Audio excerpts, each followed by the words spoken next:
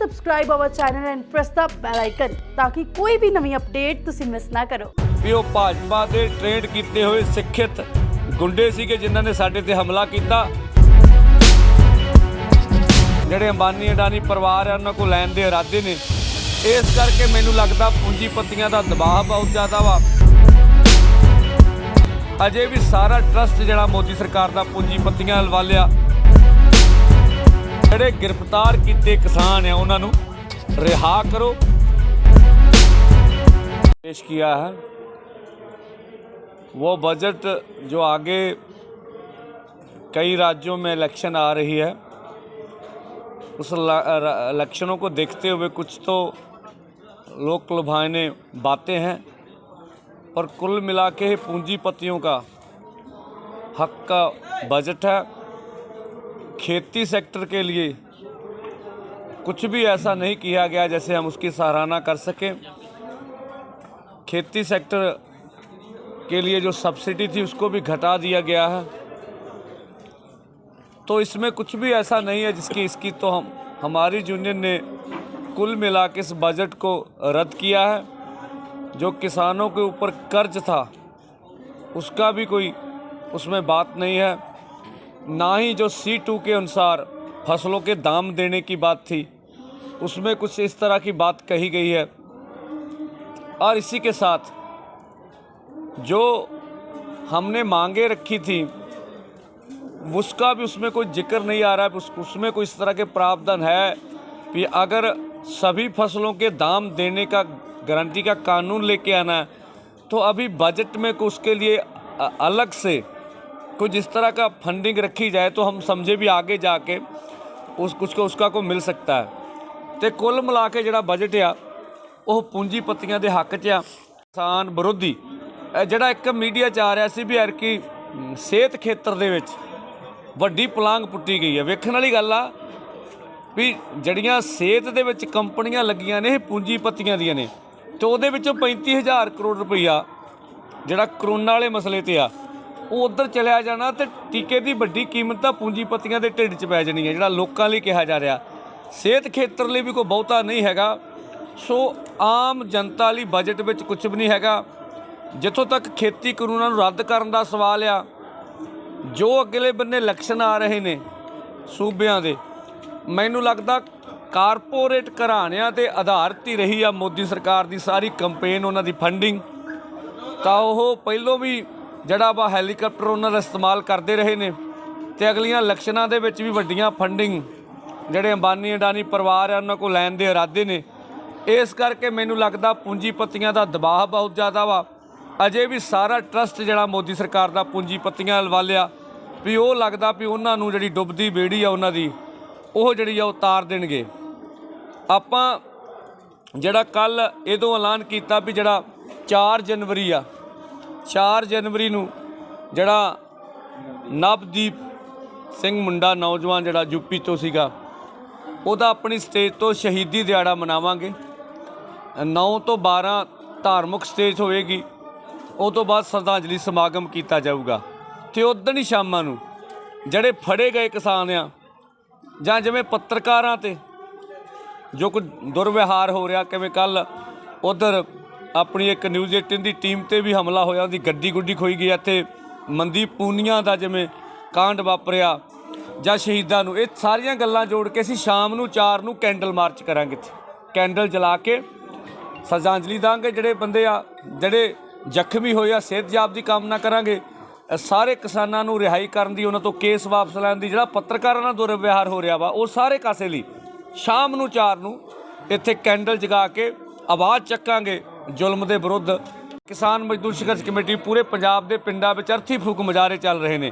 ਜਿਵੇਂ ਸਾਡੇ 'ਤੇ ਹਮਲਾ ਕੀਤਾ ਗਿਆ, ਇਹ ਤੋਂ ਗਾਹਾਂ ਜਿਹੜਾ ਡਾਂਗਾ ਸੋਟੇ ਤੇ ਕਿਸਾਨਾਂ ਦੇ ਨਜਾਇਜ਼ ਪਰਚੇ, ਉਹ ਸਾਰੀਆਂ ਮੰਗਾਂ ਨੂੰ ਲੈ ਕੇ ਤੇ ਖੇਤੀ ਕਾਨੂੰਨ ਰੱਦ ਕਰਨ ਲਈ 4 ਮੰਗਾਂ ਪੂਰਤੀ ਲਈ ਉਹ ਪੰਜਾਬ ਪੱਧਰੀ ਅਰਥੀ ਫੂਕ ਮੁਜ਼ਾਹਰੇ ਲਗਾਤਾਰ ਚੱਲ ਰਹੇ ਨੇ।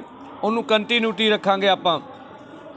ਇਹ ਤੋਂ ਗਾਹਾਂ ਜਿਹੜਾ 6 ਦਾ ਪ੍ਰੋਗਰਾਮ ਹੈ ਆਪਣਾ ਪੂਰੇ ਦੇਸ਼ ਵਿਆਪੀ, ਤਾਂ ਉਹਨੂੰ ਵੀ ਜਿਹੜਾ ਵਾ 3 ਘੰਟੇ ਦਾ ਸੜਕ ਜਾਮ ਆ, ਤਾਂ ਉਹਨੂੰ ਪੂਰੇ ਜ਼ੋਰ ਦੇ ਵਿੱਚ ਪੂਰੇ ਦੇਸ਼ ਪੱਧਰ 'ਤੇ ਆਪਾਂ ਜ਼ੋਰ ਨਾਲ ਉਹ ਜਾਮ ਕਰਾਵਾਂਗੇ। ਤਾਂ ਜੋ ਸਰਕਾਰ ਇਸ ਵੇਲੇ कई बार असी ਸਿੰਘੂ ਬਾਰਡਰ ਤੇ ਵੇਖਦੇ ਆ ਉਹਦੇ ਲੱਛਣ, ਟਿਕਰੀ ਬਾਰਡਰ ਤੇ ਵੀ ਦੇਖਦੇ ਆ, ਕਈ ਵਾਰੀ ਅਸੀਂ ਗਾਜੀਪੁਰ ਬਾਰਡਰ ਤੇ ਚੀਜ਼ਾਂ ਦੇਖ ਰਹੇ ਆ। ਉਹਦੇ ਵਿਰੋਧ ਵਿੱਚ ਇਹ ਜਿਹੜਾ ਵਾ ਸੜਕ ਰੋਕੋ ਜਿਹੜਾ ਪ੍ਰੋਗਰਾਮ ਇਹਨੂੰ ਸਫਲ ਕੀਤਾ ਜਾਊਗਾ ਪੂਰੇ ਦੇਸ਼ ਵਿੱਚ। ਦੇਸ਼ ਵਾਸੀਆਂ ਨੂੰ ਬੇਨਤੀ ਆ, ਪੰਜਾਬੀਆਂ ਨੂੰ ਵੀ ਇੱਕ ਦਿੱਲੀ ਵੱਲ ਜਿਸ ਹਿਸਾਬ ਨਾਲ ਤੁਸੀਂ ਹਜ਼ਾਰਾਂ ਲੋਕ ਆ ਰਹੇ ਜੇ, ਹਜ਼ਾਰਾਂ ਵਹੀਕਲ ਆ ਰਹੇ ਆ, ਜਿੱਡੇ ਵੱਡੇ ਇਕੱਠ ਹੋ ਗਿਆ, ਸੋ ਉਹਨੂੰ ਕੰਟੀਨਿਊਟੀ ਰੱਖੋ। ਲਗਾਤਾਰ ਸਰਕਾਰ ਤੇ ਦਬਾਅ ਬਹੁਤ ਜ਼ਿਆਦਾ ਘਬਰਾਈ ਹੋਈ ਆ ਸਰਕਾਰ ਵੀ ਐਡੇ ਵੱਡੇ ਇਕੱਠ ਜਿਹੜੇ ਆ ਦਿੱਲੀ ਵੱਲ ਨੂੰ ਤੁਰ ਪਏ ਆ, ਜਿਵੇਂ 29 ਦੇ ਹਮਲੇ ਨੇ ਪੂਰੇ ਦੇਸ਼ ਨੂੰ ਇਕਮੁੱਠ ਕਰ ਦਿੱਤਾ ਹੋਵੇ। ਤੇ ਅਜੇ ਤੱਕ ਵੀ ਭਾਜਪਾ ਸਰਕਾਰ ਵੱਲੋਂ ਹਜੇ ਲੋਕ ਸਭਾ ਵਿੱਚ ਵੀ ਵੱਡੇ ਹੰਗਾਮੇ ਹੋਏ ਆ, ਇਹਦੇ ਬਾਵਜੂਦ ਜਿਹੜਾ ਦੋਸ਼ੀਆਂ ਦੇ ਖਿਲਾਫ ਕੋਈ ਪਰਚਾ ਨਹੀਂ ਕੀਤਾ ਗਿਆ। ਅੱਜ ਵੀ ਨਾਂ ਤੁਹਾਨੂੰ ਦੱਸਦਾ, ਜਿਹੜੇ ਲੋਕਲ ਬੰਦੇ ਸਾਨੂੰ ਆ ਕੇ ਮਿਲੇ ਆ, ਲਿਸਟ ਦੇ ਦਿਓ, ਜਿਹੜੇ ਕਹਿੰਦੇ ਆ ਕੱਲ੍ਹ ਵੀ 22 ਨੇਮ ਤੇ ਅੱਜ ਵੱਡੀ ਲਿਸਟ ਆ ਸਾਡੇ ਕੋਲੇ, ਜਿਹੜੇ ਲੋਕ ਲਗਾਤਾਰ ਆਏ ਆ। ਉਹਨਾਂ ਲੋਕਾਂ ਨੇ ਮੈਂ ਕੱਲ੍ਹ ਤਨਵੀਰ ਭਾਰਤੀ ਨਰੇਲਾ, ਸੁਰੇਸ਼ ਦਹੀਆ, ਜਗਦੀਸ਼ ਕੌਰ ਦਿੱਲੀ, ਕਰਮਬੀਰ ਸਿੰਘ ਹਰਿਆਣਾ, ਸਤਿਆ ਨਾਰਾਇਣ ਹਰਿਆਣਾ, ਮੁਹੰਮਦ ਮੋਹਿਤ ਬਿਹਾਰ, ਹਰਮ ਮੋਹਿਤ ਦਿੱਲੀ, सत्या नारायण हरियाणा, दुष्यंत कुमार दिल्ली,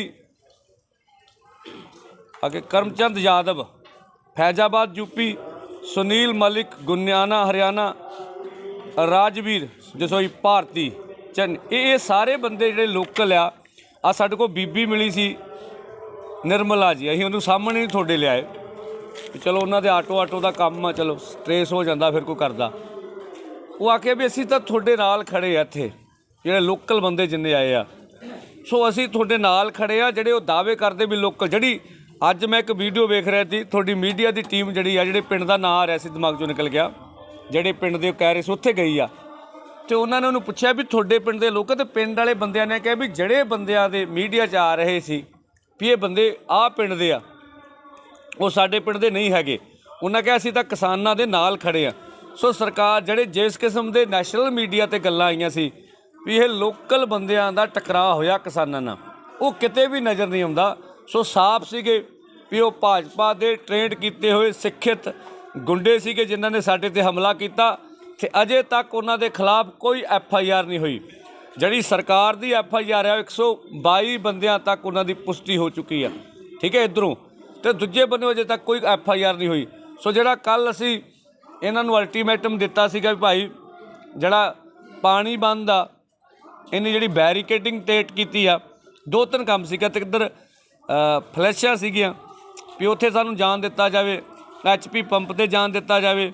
ਇੱਦੋਂ ਗਾ ਉਹ ਲੰਗਰ ਦੇ ਲਾਗੋਂ ਬੈਰੀਕੇਡਿੰਗ ਟੇਟ ਕੀਤੀ, ਉਹਨੂੰ ਜਿਹੜਾ ਵਾ ਖ਼ਤਮ ਕੀਤਾ ਜਾਵੇ। ਨਰੇਲਾ ਸਾਹਿਬ ਤੋਂ ਲਾਂਘਾ ਉਹਨੂੰ ਖੋਲ੍ਹਿਆ ਜਾਵੇ, ਨਹੀਂ ਤਾਂ ਆਪਾਂ ਪ੍ਰਦਰਸ਼ਨ ਕਰਾਂਗੇ। ਜਿਹੜੀ ਅੱਜ ਮੁੜ ਕੇ ਉਹਨਾਂ ਨਾਲ ਗੱਲ ਹੋਈ ਆ, ਪੁਲਿਸ ਨਾਲ ਮੁੜ ਕੇ ਇੱਥੇ ਆਏ ਸੀਗੇ, ਪ੍ਰਧਾਨ ਜੀ ਨਾਲ ਗੱਲ ਹੋਈ ਆ, ਉਹ ਸਾਰੇ ਚੀਜ਼ਾਂ ਮੰਨ ਗਏ ਆ। ਪੁਲਿਸ ਆਈ ਸੀ ਤੁਹਾਡੇ ਕੋਲ? ਹਾਂ, ਉਹਨਾਂ ਦੇ DCP ਆਏ ਸੀਗੇ, ACP ਆਏ ਸੀਗੇ, ਜੁਆਇੰਟ ਉਹਨਾਂ ਦੇ ਸਕੱਤਰ ਮੇਰੇ ਖਿਆਲ ਹਾਂ ਪਟੇਲ ਜੀ ਆਏ ਮੇਰੇ ਖਿਆਲ, ਅਤੇ ਉਹਨਾਂ ਨਾਲ ਗੱਲਬਾਤ ਹੋਈ ਸੀ, ਉੱਤੇ ਵੀ ਆਏ ਸੀ ਯਾਦਵ ਜੀ ਨਾਲ, ਅਤੇ ਉਹਨਾਂ ਕਿਹਾ ਤੁਹਾਡੇ ਨਾਲ ਗੱਲ, ਉਹ ਸਾਰੀਆਂ ਗੱਲਾਂ ਮੰਨ ਗਏ ਸੀ ਵੀ ਤੁਹਾਨੂੰ ਇੱਧਰੋਂ ਖਿੱਚ ਕੇ ਨਰੇਲਾ ਵਾਲੇ ਸਾਈਡ 'ਤੇ ਇਹ ਸਾਰੀਆਂ ਜਿਹੜੀਆਂ ਫਲੈਸ਼ ਆ ਉੱਧਰ ਘੱਲ ਦਿੰਦੇ ਆ। ਅਸੀਂ ਕਿਹਾ ਚੱਲ ਉੱਧਰ ਕਰ ਲਓ, ਉੱਧਰੋਂ ਬੈਰੀਕੇਡਿੰਗ ਚੱਕ ਲਓ, ਅਤੇ ਉਹ ਵੀ ਮੰਨ ਗਏ ਵੀ ਤੁਹਾਡਾ ਲੰਗਰ ਦਾ ਸਾਈਡ 'ਤੇ ਕਰਦੇ ਨੇ, ਤੁਹਾਡਾ ਪਾਣੀ ਵੀ ਆ ਜਾਇਆ ਕਰੂਗਾ। ਤੋ ਪਾਣੀ ਆ ਗਿਆ, ਪਾਣੀ ਜਿਹੜਾ ਦਿੱਲੀ ਜਲ ਬੋਰਡ ਦਾ ਉਹ ਜਿਹੜਾ ਵਾ ਉਹ ਟੈਂਕਰ ਪਹੁੰਚ ਚੁੱਕਾ ਵਾ। ਉਹ ਸਫਾਈ ਵਾਸਤੇ ਪਾਣੀ ਖਿੱਚ ਕੇ ਵੀ ਖੜਨਾ ਹੁੰਦਾ, ਉਹ ਵੀ ਉਹ ਮੰਨੇ ਆ। ਇਸ ਕਰਕੇ ਅਸੀਂ ਕਿਹਾ ਵੀ ਚੱਲ ਜੇ ਉਹ ਮੰਨ ਰਹੇ, ਅਸੀਂ 1-2 ਦਿਨ ਹੋਰ ਵੇਟ ਕਰ ਲੈਂਦੇ ਹਾਂ, ਕੱਲ੍ਹ ਫਿਰ ਗੱਲ ਕਰਾਂਗੇ ਵੀ ਆ ਪੰਪ 'ਤੇ ਜਾਣ ਦਿੱਤਾ ਜਾਵੇ। ਤੁਹਾਨੂੰ ਕੋਈ ਲੱਗਦਾ ਤੁਸੀਂ ਪੰਪ ਤੋਂ ਅੱਗੇ ਜਾਂ ਇੱਧਰ ਕਰ ਲਓ ਬੈਰੀਕੇਡਿੰਗ, ਤੁਹਾਨੂੰ ਲੱਗਦਾ। ਸੋ ਜਿਹੜਾ ਦੂਸਰਾ ਵਾ, ਸਰਕਾਰ ਪਿਛਾਂਹ ਹਟੀ ਆ, ਪਿੱਛੇ ਦੇ ਮੁਕਾਬਲੇ ਤੁਸੀਂ ਮਹਿਸੂਸ ਕਰਦੇ ਹੋਗੇ। ਸੋ ਲੋਕਾਂ ਦਾ ਦਬਾਅ ਜਿਹੜਾ ਮੈਡੀਕਲ ਪ੍ਰੈਸ਼ਰ ਵਧਿਆ ਵਾ, ਇਹ ਵੱਜਦਾ ਸੀ ਪਿੱਛੇ। ਉਹਨਾਂ ਦਾ ਕਹਿਣਾ ਸੀ ਵੀ ਇਹ ਤਾਂ ਤੁਹਾਡੇ ਨਾਲ ਜਿਹੜਾ ਉਹਨਾਂ ਦਾਅਵਾ ਕੀਤਾ ਵੀ ਭਗਤੀ ਦੇ ਗਾਣੇ, ਤਾਂ ਅਸੀਂ ਤਾਂ ਤੁਹਾਡੇ ਨਾਲ ਵਧੀਆ ਮਾਹੌਲ ਵਾਸਤੇ ਲਾਇਆ, ਅਤੇ ਅਸੀਂ ਆਖਿਆ ਵੀ ਜੇ ਭਗਤੀ ਦੇ ਗੀਤ ਗਾਉਣੇ, ਸਾਨੂੰ ਭਗਤੀ ਦੇ ਗੀਤਾਂ ਅਤੇ ਦੇਸ਼ ਭਗਤੀ 'ਤੇ ਕੋਈ ਗੱਲ ਨਹੀਂ ਹੈ, ਤੁਸੀਂ ਦੂਰ ਜਾ ਕੇ ਆਪਣਾ ਡੈਕ ਲਾ ਲਓ ਜੋਨ, ਪਰ ਸਾਡੇ ਧਰਨੇ ਦੇ ਨੀਅਰ ਨਾ ਵਜਾਓ। ਫਿਰ ਇੱਥੇ ਅਸੀਂ ਜੇ ਸ਼ਾਮ ਨੂੰ ਰੈਰਸ ਕਰਦੇ ਹਾਂ, ਜੋ ਸਾਡਾ ਪ੍ਰੋਗਰਾਮ ਹੈ, ਸਾਡੇ ਬੰਦਿਆਂ ਨੂੰ ਹੋਰ ਮਹਿਸੂਸ ਹੁੰਦਾ ਵੀ ਸਾਨੂੰ ਭੜਕਾਉਣ ਵਾਲੀ ਗੱਲ ਕੀਤੀ ਆ। ਅੱਜ ਡੈਕ ਡੁੱਕ ਨਾਂ ਦੀ ਕੋਈ ਚੀਜ਼ ਵੀ ਨਹੀਂ ਹੈਗੀ। ਸੋ ਮੈਂ ਤੁਹਾਨੂੰ ਜੇ ਦੱਸਾਂ ਪੰਜਾਬ ਵਾਲਿਆਂ ਨੂੰ, ਕਿਉਂਕਿ ਜੋ ਮਰਜ਼ੀ ਨੈੱਟ ਬੰਦ ਆ, ਬਿਲਕੁਲ ਜੇ ਅੱਜ ਕਹੋ ਬੈਰੀਕੇਡਿੰਗ ਪਿੱਛੇ ਹਟੀ ਆ, ਕਿਸੇ ਹੱਦ ਤੱਕ ਆਮ ਵਰਗਾ ਮਾਹੌਲ ਆ, ਜੇ ਸਿੰਘੂ ਬਾਰਡਰ ਤੇ ਕਹੀਏ ਸਾਰੇ ਲੋਕਾਂ ਨੂੰ ਵੀ ਆਮ ਵਰਗਾ ਮਾਹੌਲ ਆ ਤੇ ਆਪਣਾ ਕਲੀਅਰ ਕੱਟ ਸਟੈਂਡ ਆ ਵੀ ਭਾਈ ਜੇ ਤੁਸੀਂ ਗੱਲਬਾਤ ਕਰਨੀ ਆ ਤੇ ਸਭ ਤੋਂ ਪਹਿਲੋਂ ਜਿਹੜੇ ਗ੍ਰਿਫਤਾਰ ਕੀਤੇ ਕਿਸਾਨ ਆ ਉਹਨਾਂ ਨੂੰ ਰਿਹਾ ਕਰੋ ਤੇ ਉਹਨਾਂ ਦੇ ਕੇਸ ਜਿਹੜੇ ਆ ਵਾਪਸ ਲਓ।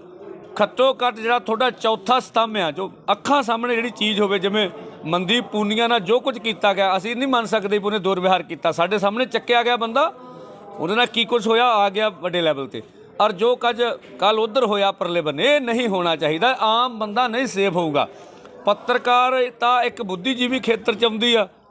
ਮੈਨੂੰ ਨਹੀਂ ਲੱਗਦੇ ਬਾਈ ਕੋਈ ਪੱਤਰਕਾਰ ਆਮ ਤੌਰ ਤੇ ਉਲਝਣਾ ਚਾਹੂਗਾ ਕਿਸੇ ਨਾਲ ਵੀ। ਤੋ ਇਹ ਮੈਨੂੰ ਲੱਗਦਾ ਵੀ ਹੁਣ ਕਿਸਾਨਾਂ ਤੋਂ ਗਾਹਾਂ ਪੱਤਰਕਾਰ ਟਾਰਗੇਟ ਹੋ ਰਹੇ ਆ ਵੀ ਜਿਹੜੇ ਕੋ ਉਹਨਾਂ ਨੂੰ ਲੱਗਦਾ ਵੀ ਪੱਤਰਕਾਰਾਂ ਨੂੰ ਟਾਰਗੇਟ ਕਰੋ, ਇੱਕ ਦਹਿਸ਼ਤ ਪਾ ਲਓ। ਕਿਸਾਨ ਤਾਂ ਦਹਿਸ਼ਤ ਆਏ ਨਹੀਂ ਹੁਣ ਮੀਡੀਆ ਨੂੰ ਟਾਰਗੇਟ ਕੀਤਾ ਜਾਵੇ, ਜਿਹਦੀ ਅਸੀਂ ਸਖਤ ਸ਼ਬਦਾਂ 'ਚ ਨਿੰਦਾ ਕਰਦੇ ਹਾਂ। ਅਜਿਹਾ ਨਹੀਂ ਹੋਣਾ ਚਾਹੀਦਾ। ਸੋ ਇਸ ਕਰਕੇ ਪੱਕਾ ਲੋਕਾਂ ਨੂੰ ਵਿਸ਼ਵਾਸ ਦਿਵਾਉਂਦੇ ਹਾਂ, ਪੂਰੀ ਏਕਤਾ ਵਾ, ਚੜ੍ਹਦੀ ਕਲਾ ਵਾ, ਖੇਤੀ ਕਾਨੂੰਨਾਂ 'ਤੇ ਸੰਘਰਸ਼ ਜਾਰੀ ਆ। ਉਦੋਂ ਤੱਕ ਇਹ ਮੋਰਚਾ ਹਿੱਲਦਾ ਨਹੀਂ ਹੈਗਾ ਜਦੋਂ ਤੱਕ ਖੇਤੀ ਕਾਨੂੰਨ ਰੱਦ ਨਹੀਂ ਕਰਾਉਂਦੇ। ਸਾਰੀਆਂ ਫਸਲਾਂ 'ਤੇ ਭਾਵਾਂ ਦਾ MSP ਨਹੀਂ ਲੈ ਕੇ ਆਉਂਦੇ। ਪੋਲੂਸ਼ਨ ਵਾਲਾ ਤੇ ਬਿਜਲੀ ਵਾਲਾ ਐਕਟ ਮੰਨ ਚੁੱਕੇ ਆ, ਉਹਦੀ ਕੋਈ ਲੀਗਲ ਜੋ ਬਣਦੀ ਇੰਸ਼ੋਰੈਂਸ ਉਹ ਦਿੱਤੀ ਨਹੀਂ ਜਾਂਦੀ। ਉਹਨਾਂ ਦੇਰ ਤੱਕ ਮੋਰਚਾ ਜਾਰੀ ਰਹੂਗਾ। ਕੱਲ੍ਹ ਤੱਕ ਵੀ ਪੁਰਅਮਨ ਸੀ, ਅੱਜ ਵੀ ਆ ਤੇ ਗਾਹਾਂ ਵੀ ਰਹਾਂਗੇ। ਸਰਕਾਰ ਇਹ ਮਨ 'ਚੋਂ ਕੱਢ ਦੇਵੇ ਵੀ ਉਹ ਕਿਤੇ ਕਿਸੇ ਕਿਸਮ ਦੀਆਂ ਧਮਕਾ ਕੇ ਭੜਕਾ ਕੇ ਇਸ ਅੰਦੋਲਨ ਨੂੰ ਖਤਮ ਕਰਨ 'ਚ ਕਾਮਯਾਬ ਹੋਊਗੀ। ਔਰ ਜੋ ਸਾਨੂੰ ਲੱਗਦਾ ਵੀ ਜੇਕਰ ਮੋਦੀ ਨੂੰ ਜੇ ਲੱਗਦਾ ਵੀ ਮੈਂ ਇਲੈਕਸ਼ਨਾਂ ਕਾਰਪੋਰੇਟ ਘਰਾਣਿਆਂ ਦੇ ਖਾਸ ਕਰਕੇ ਬਾਨੀ ਟੱਬਰ ਨਾਲ ਰਲ ਕੇ ਜਿੱਤ ਜੂੰਗਾ ਅਗਲੀਆਂ ਇਲੈਕਸ਼ਨਾਂ, ਉਹ ਇਸੇ ਕਰਕੇ ਇਹਨੂੰ ਖਿੱਚਣ ਦਾ ਯਤਨ ਕਰ ਰਿਹਾ। ਜੇ ਇਲੈਕਸ਼ਨਾਂ ਜਿੱਤ ਗਿਆ ਤੇ ਕਹੂੰਗਾ ਵੀ ਦੇਸ਼ ਦੇ ਲੋਕ ਸਾਡੇ ਨਾਲ ਆ। ਇਹ ਪੈਂਤੜਾ ਵੀ ਅੰਦਰ ਖਾਤੇ ਖੇਡਿਆ ਜਾ ਰਿਹਾ ਵਾ। ਜਿਹੜੇ ਲੋਕਾਂ ਨੇ ਹਮਲਾ ਕੀਤਾ ਸੀ, ਜਿਹੜੇ ਆਏ ਸੀ, ਉਹਨਾਂ ਤੇ ਕਾਰਵਾਈ ਦੀ ਗੱਲ ਕੋਈ ਹੋਈ ਪੁਲਿਸ ਨਾਲ? ਹਾਂ, ਅਸੀਂ ਲਗਾਤਾਰ ਦੇਖੋ ਤੁਹਾਡੇ ਸਾਹਮਣੇ ਬੋਲ ਰਹੇ ਹਾਂ। ਸਾਨੂੰ ਮਿਲੇ ਸੀ, ਅੱਜ ਨਹੀਂ ਗੱਲ ਹੋਈ? ਹਾਂ, ਅੱਜ ਇਸ ਮੁੱਦੇ ਤੇ ਨਹੀਂ ਗੱਲ ਹੋਈ। ਇਹਦੇ ਤੇ ਪ੍ਰਦਰਸ਼ਨ ਅਸੀਂ ਕਰਤਾ ਸੀਗਾ। ਇਸ ਮੁੱਦੇ ਤੇ ਪਰਸੋਂ ਵੀ ਚੌਥ ਪਈ। ਮੈਂ ਤੁਹਾਨੂੰ ਉਦੋਂ ਦੱਸਿਆ ਸੀ, ਫਿਰ ਅਧਿਕਾਰੀ ਹਜੇ ਗੱਲ ਸੁਣਨ ਨੂੰ ਤਿਆਰ ਨਹੀਂ ਹੈਗੇ। ਸੋ ਇਹਦੇ ਤੇ ਇਹ ਤੋਂ ਜਿਹੜੀ ਸਾਨੂੰ ਸਮੱਸਿਆ ਆ ਰਹੀ, ਸਾਨੂੰ ਲੱਗਦਾ ਸੀ ਵੀ ਨਵਾਂ ਟਕਰਾਅ ਨਾ ਪੈਦਾ ਹੋਵੇ। ਜਿਸ ਹਿਸਾਬ ਨਾਲ ਬੈਰੀਕੇਡਿੰਗ ਟੈਟ ਹੋ ਰਹੀ ਆ, ਆਪਾਂ ਫੈਸਲਾ ਕਰ ਲਿਆ ਤੇ ਜਿਸ ਹਿਸਾਬ ਨਾਲ ਇੱਥੇ ਲੋਕ ਆ ਰਹੇ ਆ, ਇਸ ਕਰਕੇ ਸਭ ਤੋਂ ਪਹਿਲਾਂ ਜਿਹੜੀ ਮੇਨ ਮੁਸ਼ਕਲ ਸਾਨੂੰ ਆ ਰਹੀ ਸੀ ਖਾਸ ਕਰਕੇ ਆਪਣਾ ਵਾਸ਼ਰੂਮਾਂ ਦੀ, ਕਿਉਂਕਿ ਬਾਹਰ ਅੰਦਰ ਜਾਣਾ ਉਹ ਸਾਡੇ ਕੋਲ ਆਏ ਨਹੀਂ ਗੇ। ਅਸੀਂ ਤਾਂ ਹੁਣ ਕੱਲ੍ਹ ਫਿਰ ਗੱਲ ਕਰਕੇ ਉਹਨਾਂ ਨੂੰ ਅੰਦਰ ਲਿਆਵਾਂਗੇ ਵੀ ਤੁਸੀਂ ਆ ਕੇ ਪੋਜੀਸ਼ਨ ਵੇਖੋ ਵੀ ਇੱਥੇ ਗੰਦਗੀ ਕਿੰਨੀ ਹੈ, ਇਹ ਜਗ੍ਹਾ ਸਾਡੇ ਕੋਲ ਕਿੰਨੀ ਆ। ਜੇ ਤੁਹਾਨੂੰ ਲੱਗਦਾ ਤੁਹਾਡਾ ਕਦਮ ਚੱਕਿਆ, ਤੁਸੀਂ ਪ੍ਰੈਸ ਨੂੰ ਕਹੋ ਵੀ ਆਹ ਤੁਹਾਡਾ ਚੁੱਕਿਆ ਕਦਮ ਠੀਕ ਆ, ਫਿਰ ਅਸੀਂ ਤਾਂ ਇਹ ਪੂਰਾ ਇਤਰਾਜ਼ ਦਾ ਤਾਂ ਉਹਨਾਂ ਨੇ ਇੱਕ ਚੁੱਲ੍ਹ 'ਚ ਮੰਨ ਚੁੱਕੇ ਆ। ਹੁਣ ਜਿਵੇਂ ਸਲੋਲੀ ਉਹਨੂੰ ਲਾਗੂ ਕਰਨਾ ਹੁੰਦਾ, ਜਿਵੇਂ ਸਰਕਾਰ ਨੂੰ ਵਹਿੰਦੇ ਹੁੰਦੇ ਵੀ ਅੱਜ ਆਹ ਕਰ ਲਿਆ, ਕੱਲ੍ਹ ਆਹ ਕਰ ਲਿਆ, ਪਰਸੋਂ ਆਹ ਕਰ ਲਿਆ। ਤੇ ਫਿਰ ਅਸੀਂ ਕਿਹਾ ਚਲੋ ਕੋਈ ਨਹੀਂ, ਹੋਰ ਜੇ ਇੰਨੇ ਦਿਨ ਕੱਢ ਗਿਆ ਤਾਂ ਹੋਰ 1 ਦਿਨ 2 ਦਿਨ ਦੇ ਦੇਣੇ ਚਾਹੀਦੇ, ਕੋਈ ਨਹੀਂ ਫਿਰ ਵੇਖ ਲਾਂਗੇ ਜੇ ਨਹੀਂ ਕਰਨਗੇ। ਜਿਹੜੀ ਬੰਗਾਲ ਦੀ ਇਲੈਕਸ਼ਨ ਹੋ ਰਹੀ ਆ, ਇੱਕ ਜਿਹੜੀ ਬੰਗਾਲ ਦੀ ਇਲੈਕਸ਼ਨ ਤੁਸੀਂ ਬੜੀ ਗੱਲ ਕੀਤੀ, ਖੇਤੀ ਕਾਨੂੰਨ ਜਿਹੜੇ ਨੇ, ਤੁਹਾਡੇ ਕਹਿਣ ਦਾ ਮਤਲਬ ਇਹ ਆ ਕਿ ਬੰਗਾਲ ਦੀ ਖਾਸ ਵੱਡੀ ਇਲੈਕਸ਼ਨ ਬੰਗਾਲ ਦੀ ਆ, ਉੱਥੇ ਬੀਜੇਪੀ ਬੜੇ ਜ਼ੋਰ ਨਾਲ ਲੜ ਰਹੀ ਆ। ਤੁਸੀਂ ਇਹ ਕਹਿਣਾ ਚਾਹੁੰਦੇ ਹੋ ਕਿ ਬੀਜੇਪੀ ਇਨਵੈਸਟਮੈਂਟ ਕਰਾ ਰਹੀ ਹੈ ਕਿਸੇ ਗਰੁੱਪ ਸਪਸ਼ਟ ਕੋਲੋਂ, ਔਰ ਉਸ ਕਰਕੇ ਨਹੀਂ ਖੇਤੀ ਕਾਨੂੰਨ ਜਿਹੜੇ ਰੱਦ ਹੋ ਰਹੇ? ਸਵਾਲ ਸਿੱਧਾ ਜਵਾਬ ਦਿਓ। ਸਵਾਲ ਸਿੱਧਾ ਜਿਹਾ ਹੀ ਆ। ਚਲੋ ਖੇਤੀ ਕਾਨੂੰਨ ਦਾ ਸ਼ਬਦ ਤਾਂ ਨਹੀਂ, ਸਿੱਧਾ ਜਿਹਾ ਵੀ ਉਹ ਜਿਹੜੇ ਟੱਬਰ ਨਾਲ ਰਲ ਕੇ ਜਿਹੜੇ ਹੈਲੀਕਾਪਟਰ ਦਿੰਦੇ, ਫੰਡਿੰਗ ਕਰਦੇ ਆ ਤੇ ਜਿਨ੍ਹਾਂ ਨੂੰ ਸਾਰਾ ਮੁਲਕ ਵੇਚਿਆ ਗਿਆ ਮਾਨੀ ਡਾਨੀ ਟੱਬਰ ਨੂੰ, ਲਗਭਗ 80-85% ਤਾਂ ਜੋ ਕੁਝ ਉਹ ਰੇਲ ਵੇਚਦੇ ਨੇ, ਉਹ ਭਾਰਤ ਪੈਟਰੋਲੀਅਮ ਵੇਚਦੇ, ਜੋ ਮਰਜ਼ੀ ਵੇਚਣ ਉਹਨਾਂ ਦੇ ਖਾਤੇ ਜਾਂਦਾ।